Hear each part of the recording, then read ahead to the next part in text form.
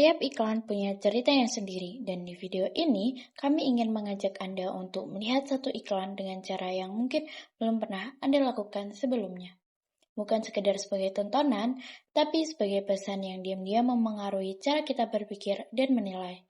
Saya, Elsa Safiro Febrianti dengan NIM 094. Nah, di video ini saya tidak sendirian, ada teman-teman saya yang terlibat di dalamnya. Nah, inilah teman-teman saya. Saya Novita Dwi Fitriani dengan akhiran NIM 045.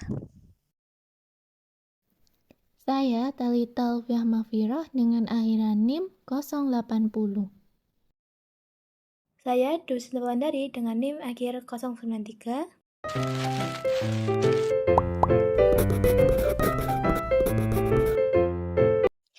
Saat kita menonton iklan produk perawatan wajah, seringkali kita merasa hanya sedang melihat sabun cuci muka, busa, dan kemasan menarik.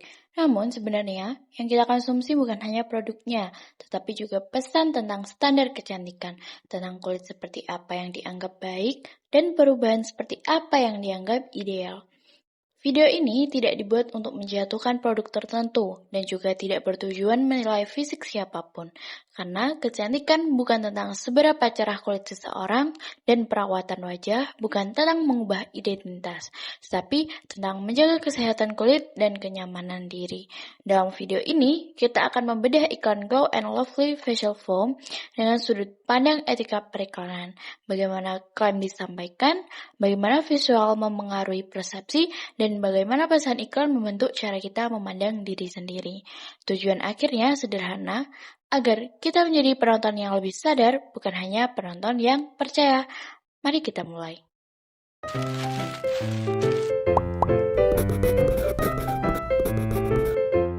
Glow and Lovely. Sekali putaran, setengah putaran, bersihkan sel kulit mati dan kotoran. Putar-putar di wajah, kilas dengan multivitamin. Wajah bersih cerah seketika, Glow and Lovely Multivitamin Facial Foam.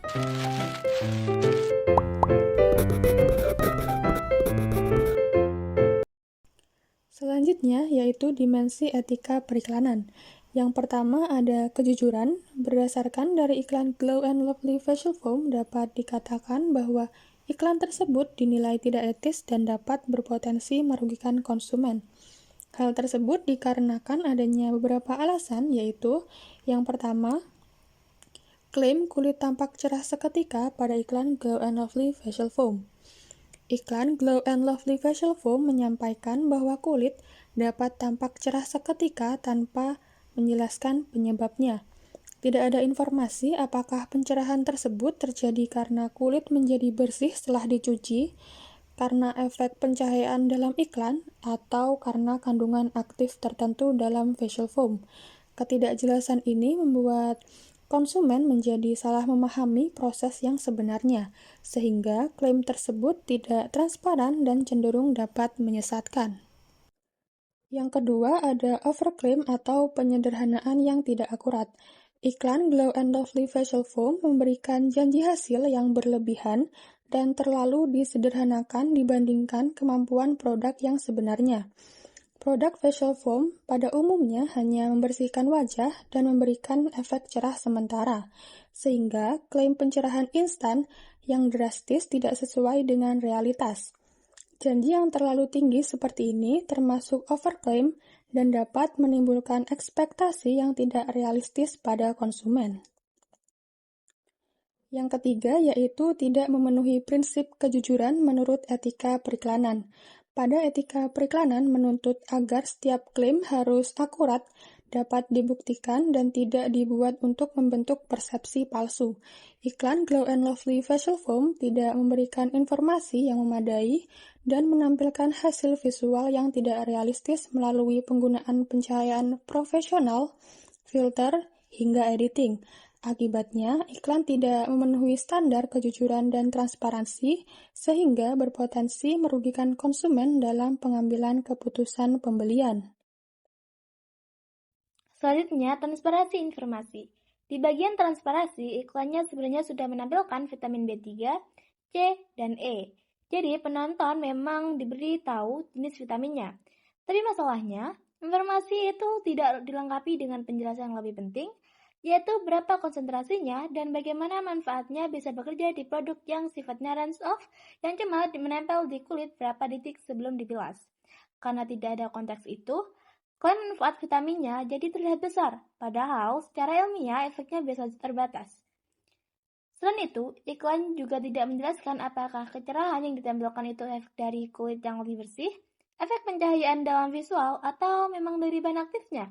Tanpa penjelasan ini, konsumen bisa menafikan bahwa perubahan kulitnya signifikan, padahal kemungkinan besar hanya efek sementara. Jadi, secara keseluruhan, transparansinya masih rendah. Informasi yang diberikan ada, tapi belum cukup untuk benar-benar membantu konsumen memahami bagaimana produk itu bekerja. Tidak menyesatkan atau non-deceptive. Dalam iklan ini ditemukan beberapa elemen visual yang berpotensi menyesatkan. Pertama, tampilan before after menggunakan pencahayaan yang berbeda, sehingga bagian after terlihat lebih terang bukan semata-mata karena efek produk, tetapi karena teknik lighting. Kedua, animasi pembersihan polusi ditampilkan secara dramatis, memberikan kesan bahwa produk memiliki efektivitas yang jauh lebih tinggi dibandingkan kenyataan. Ketiga, perubahan warna kulit yang digambarkan terjadi sangat cepat. Hal ini tidak realistis untuk produk facial foam yang secara ilmiah tidak mampu memberikan hasil seinstan itu. Berdasarkan temuan tersebut, dapat disimpulkan bahwa iklan ini cukup menyesatkan melalui penggunaan efek visual dan pencahayaan untuk membangun persepsi hasil yang berlebihan. Dalam etika periklanan, satu prinsip penting adalah iklan tidak boleh memanfaatkan rasa tidak aman konsumen. Namun, dalam iklan ini, terdapat pesan implisit bahwa kulit kusam adalah masalah, dan kulit cerah adalah solusi. Visual before after menampilkan perubahan bukan hanya pada warna kulit, tetapi juga pada ekspresi, dari ragu menjadi percaya diri, dari biasa menjadi lebih bernilai.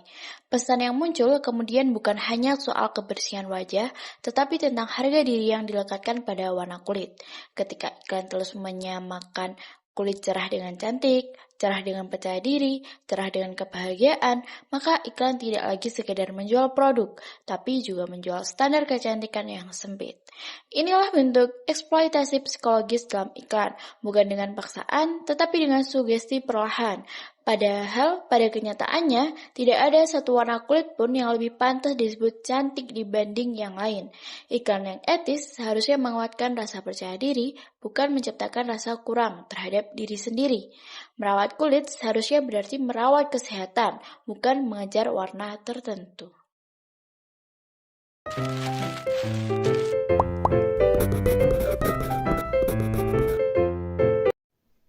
Dampak etis iklan Glow & Lovely. Bagi konsumen, pesan visual yang berlebihan dapat menciptakan harapan yang tidak realistis terhadap hasil penggunaan produk.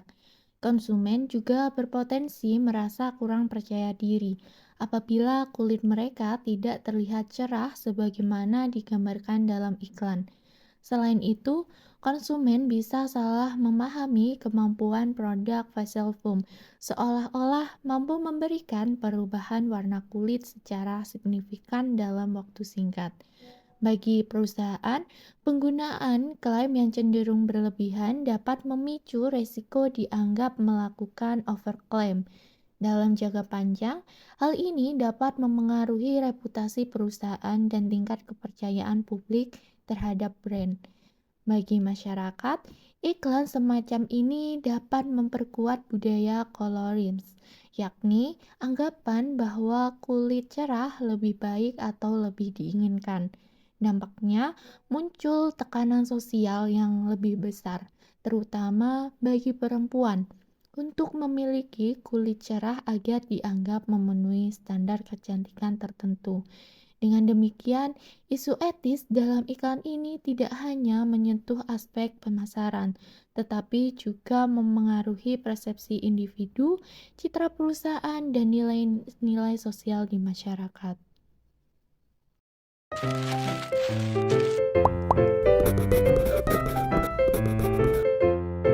Berdasarkan penjelasan-penjelasan sebelumnya, ringkasan yang dapat kita ketahui dari iklan Glow and Lovely Facial Foam ini yang pertama yaitu adanya klaim tidak realistis. Iklan Glow and Lovely Facial Foam menunjukkan klaim kulit tampak cerah seketika tanpa penjelasan, sehingga perubahan kulit terlihat jauh lebih cepat dan drastis dibandingkan hasil nyata dari penggunaan facial foam. Yang kedua, kurang transparansi. Meskipun mencantumkan kandungan vitamin B3, C, dan E, iklan Glow and Lovely Facial Foam tidak menjelaskan konsentrasi, efektivitas, maupun cara kerja vitamin pada produk bilas, sehingga manfaatnya terkesan lebih besar dari kondisi yang sebenarnya. Yang ketiga, visual menyesatkan. Penggunaan pencahayaan berbeda pada before dan after, animasi pembersihan yang berlebihan, dan efek cerah instan menciptakan kesan hasil yang tidak realistis. Yang selanjutnya, mengeksploitasi standar kecantikan. Iklan Glow and Lovely Facial Foam menggambarkan kulit cerah sebagai versi ideal dan kulit kusam sebagai masalah, sehingga dapat memperkuat persepsi bahwa kulit cerah itu lebih baik. Yang terakhir, dampak dari iklan Glow and Lovely. Konsumen dapat memiliki ekspektasi yang tidak realistis dan merasa kurang percaya diri. Dan untuk perusahaan dapat dianggap melakukan overclaim dan masyarakatnya semakin terpengaruh oleh budaya colorism. Secara keseluruhan, iklan Glow and Lovely Facial Foam melanggar beberapa prinsip etika periklanan dan berpotensi menyesatkan serta merugikan konsumen.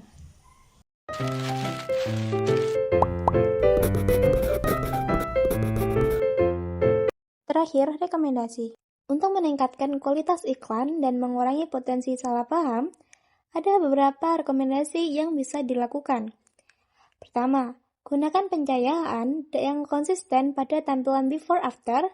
Ini penting supaya perbedaan hasil tidak terlihat seperti manipulasi visual. Kedua, kalau menyebut multivitamin, sebaiknya dijelaskan secara spesifik. Misalnya, vitamin B3, C, dan E lengkap dengan fungsi utamanya. Penjelasan yang jelas akan membantu konsumen memahami manfaatnya tanpa merasa dibingungkan oleh istilah umum. Ketiga, perlu ditegaskan bahwa efek cerah yang muncul setelah pemakaian adalah hasil dari kulit yang bersih, bukan perubahan ton kulit permanen. Klarifikasi ini membuat klaim lebih jujur dan realistis. Selanjutnya, akan lebih baik jika model yang ditampilkan memiliki ton kulit yang beragam. Ini menunjukkan inklusivitas sekaligus mencegah munculnya standar kecantikan yang terlalu sempit. Dan terakhir, fokus komunikasi sebaiknya diarahkan pada kesehatan kulit seperti kebersihan, kelembapan, dan kenyamanan, bukan hanya kecerahan. Pendekatan ini lebih edukatif dan lebih sesuai dengan prinsip periklanan yang etis.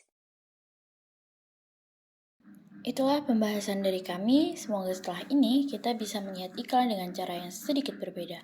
Terima kasih sudah meluangkan waktu untuk menonton.